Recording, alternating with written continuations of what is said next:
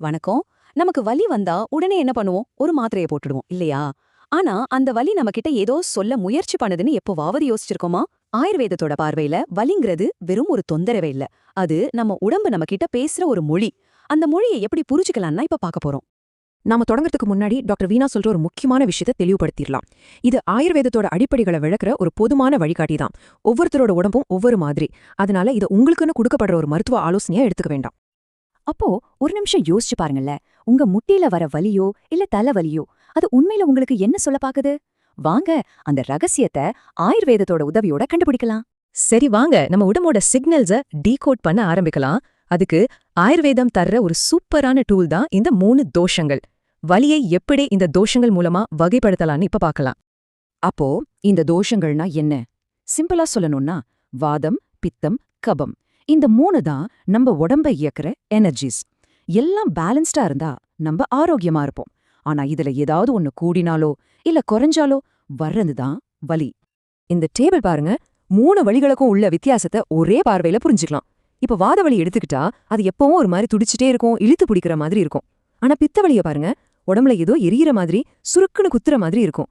கபவலி அப்படியே ஆப்போசிட், ஒரு மந்தமான பாரமான உணர்வு. சரி, இப்போ ஒவ்வொன்னா இன்னும் டீட்டெயிலா பார்க்கலாம் வாங்க. முதல்ல வாதவலி. இது நம்ம உடம்புக்குள்ள வீசுற ஒரு வறண்ட க்ரீச் சத்தம் போடுற காத்து மாதிரி நினைச்சுக்கோங்க. அதனாலதான் மூட்டுகள்ல விரைப்பு, நரம்பு இழுக்கிற மாதிரி ஒரு ஃபீல். வாதத்தோட தன்மையே வறட்சியும் குளிர்ச்சியும் தான். அப்போ அதுக்கு என்ன தீர்வு? சிம்பிள், சூடான நல்லெண்ணெய் மசாஜ். அதாவது அபியங்கம் மாதிரி உடம்புக்கு சூட்டையும் ஈரப்பதத்தையும் கொடுக்கணும். அடுத்து பித்தவலி. இது நம்ம உடம்புக்குள்ள பத்திக்கிட்டு எரியிற ஒரு கூர்மையான நெருப்பு மாதிரி. அதனாலதான் எரியிற மாதிரி ஒரு உணர்வு, சூடால வர தலைவலி எல்லாம். இதுக்கு தீர்வு என்னவா இருக்கும்? ரொம்ப சிம்பிள். அந்த நெருப்பை அணைக்கிற மாதிரி உடம்ப கூலா வச்சுக்கணும். நெய், மோர், சதாவரி, நெல்லிக்காய் மாதிரி குளிர்ச்சியான உணவுகளும் மூலிகைகளும் இதுக்கு ரொம்பவே ஹெல்ப் பண்ணும். கடைசியா கபவலி. இது ஒரு குளிர்ச்சியான, கனமான, ஒரே இடத்துல தேங்கி நிக்கிற தண்ணீர் மாதிரி யோசிச்சு பாருங்க. அதனாலதான் மந்தமான வலி, காலையில எழுந்ததும் ஒரு மாதிரி உடம்பு விரைப்பா இருக்கிறது, சளியால வர தலைவலி இதெல்லாம் வருது. இந்த தேக்கத்தை உடைக்க என்ன பண்ணணும்? உடம்புக்கு சூட்டையும் ஒரு தூண்டுதலையும் கொடுக்கணும். மூலிகை பொடி போட்டு மசாஜ் பண்றது, ஆவி பிடிக்கிறது, சுக்கு மிளகு கலந்த திரிகடு எடுத்துக்கிறது, இதெல்லாம் ரொம்ப நல்ல பலன் கொடுக்கும். ஓகே, தோஷங்களை வச்சு வலியை எப்படி புரிஞ்சுக்கிறதுன்னு பார்த்தோம். ஆனா நம்ம டெய்லி லைஃப்ல வர்ற சில பொதுவான வலிகளை பத்தி ஆயுர்வேதம் என்ன சொல்லுதுன்னு இப்ப பார்க்கலாம். நமக்கு ஏன் உடம்பு வலிக்குதுன்னு யோசிச்சா சில சமயம் காரணம் ரொம்ப சிம்பிளா இருக்கும். ஓவரா ஸ்ட்ரெஸ் பண்ணிக்கிறது, சரியா தூங்காதது, இல்ல ஜீரணம் சரியா ஆகாதது, ஏன் திடீர்னு ரொம்ப குளிரான இடத்துக்கு போனா கூட உடம்பு வலி வரலாம். இந்த மாதிரி பொதுவான வலிகளுக்கு தீர்வு ரொம்ப பேசிக்கான விஷயம்தான். நம்ம உடம்புக்கு தேவையான சூடு, நல்ல ரத்த ஓட்டம், அப்புறம் போதுமான ஓய்வு. இது 3 சரியா இருந்தாலே டயர்டான மசில்ஸ் தானா ரிலாக்ஸ் ஆகிடும். இப்போ நரம்பு வலியா எடுத்துக்கலாம். சயாட்டிக்கா மாதிரி வலிகள் பொதுவா கீழ் முதுகுல தான் ஆரம்பிக்கும். அப்புறம் ஒரு ஷாக் அடிக்கிற மாதிரி கால் வழியா சர்ருன்னு கீழே இறங்கும். கடைசியில கால்ல ஒரு மாதிரி மரத்து போன ஃபீலிங் இல்லனா கூச்ச உணர்வு இருக்கும். இந்த மாதிரி நரம்பு வலிகளுக்கு கடிவஸ்தின்னு ஒரு சிகிச்சை இருக்கு. அதாவது கீழ் முதுகுல சூடான மூலிகை எண்ணெய ஒரு குளம் மாதிரி தேக்கி வைப்பாங்க. இது ரொம்ப நல்ல ரிலீஃப் கொடுக்கும். அதோட புஜங்காசனம் மாதிரி ரொம்ப சிம்பிளான யோகாசனங்கள் பண்றதும், முக்கியமா ரொம்ப நேரம் ஒரே இடத்துல உட்கார்ந்துருக்கிறத அவாய்ட் பண்றதும் ரொம்ப அவசியம்.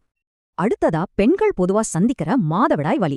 அடி வயித்துல ஒரு மாதிரி புடிச்சு எடுக்கிற வலி, விடாம வர்ற முதுகு வலி, அதோட சேர்த்து மூட் ஸ்விங்ஸ், இதெல்லாம் தான் இதோட பொதுவான அறிகுறிகள். இதுக்கு ஆயுர்வேதம் சொல்ற தீர்வுகள் ரொம்ப சிம்பிளான, நம்ம வீட்லயே செய்யக்கூடிய விஷயங்கள் தான். சூடான நல்லெண்ணெய் வச்சு மெதுவா மசாஜ் பண்றது, செரிமானத்துக்கு உதவுற ஹிங்விஷ்டக் சூரணம் எடுத்துக்கிறது, அப்புறம் நம்ம பாட்டி வைத்தியம் மாதிரி ஜீரகம், ஓமம், வெல்லம் போட்ட கஷாயம் குடிக்கிறது ரொம்ப நல்லது. எல்லாத்துக்கும் மேல இந்த நேரத்துல நல்ல ஓய்வும் சூடான ஒத்தடமும் ரொம்ப ரொம்ப முக்கியம். சரி, நாம இப்போ நிறைய விஷயங்கள் பார்த்துட்டோம். இது எல்லாத்தையும் சுருக்கமா நம்ம ஞாபகத்துல வச்சுக்கிற மாதிரி ஒரு ஆயுர்வேத ரிலீஃப் கிட்ட தொகுத்து பார்க்கலாம் வாங்க. இது உங்க உடம்ப நீங்களே இன்னும் பெட்டரா புரிஞ்சுக்க ஹெல்ப் பண்ணும். நம்ம கிட்ல இருக்கிற முதல் விஷயம் மசாஜ் மற்றும் எண்ணெய் சிகிச்சைகள். அபியங்கம் மாதிரி நாமளே எண்ணெய் தேய்ச்சி குளிக்கிறதும் சரி, வலி இருக்கிற இடத்துல கடிவஸ்தி மாதிரி சிகிச்சை எடுத்துக்கிறதும் சரி, இது வாதம் சம்பந்தப்பட்ட எல்லா வலிகளுக்கும் ஒரு அருமையான தீர்வு. ரெண்டாவது முக்கியமான விஷயம் மூலிகைகளும் நம்ம உணவு முறையும். வலிய வெளியிருந்து மட்டும் சரி பண்ணா பத்தாது, உள்ள இருந்தும் சரி பண்ணணும். கபத்துக்கு திரிகடு, பித்தத்துக்கு மோர்னு சரியான உணவுகளையும் மூலிகைகளையும் எடுத்துக்கிறது மூலியமா வலிய அதோட ஆணிவேர்ல இருந்தே சரி பண்ண முடியும். மூணாவது, ஆனா ரொம்ப ரொம்ப முக்கியமான விஷயம் நம்ம லைஃப் ஸ்டைல். மெதுவான யோகா, மூச்சு பயிற்சி, அப்புறம் ஒரு நல்ல தூக்கம், இது எல்லாமே நம்ம வலி நிவாரண பெட்டியோட அத்தியாவசியமான கருவிகள்னு சொல்லலாம். அப்போ இந்த முழு உரையாடலோட சாராம்சம் என்னன்னா, வலிய ஒரு மாத்திரை போட்டு அடக்குறது நம்ம நோக்கமா இருக்கக்கூடாது. நம்ம உடம்பு நமக்கு என்ன சிக்னல் கொடுக்குதுன்னு காது கொடுத்து கேட்டு அந்த பிரச்சனையோட மூல காரணத்தை சரி பண்றதுதான் உண்மையான ஆரோக்கியம். கடைசியா ஒரு கேள்வி. வலிய ஒரு தொல்லையா, ஒரு எதிரியா பார்க்காம நம்ம உடம்பு நம்ம கிட்ட பேசுற ஒரு மொழியா பார்த்தா எப்படி இருக்கும்? அந்த மொழியை நாமளும் பேச கத்துக்கிட்டா எப்படி இருக்கும்? யோசிச்சு பாருங்க.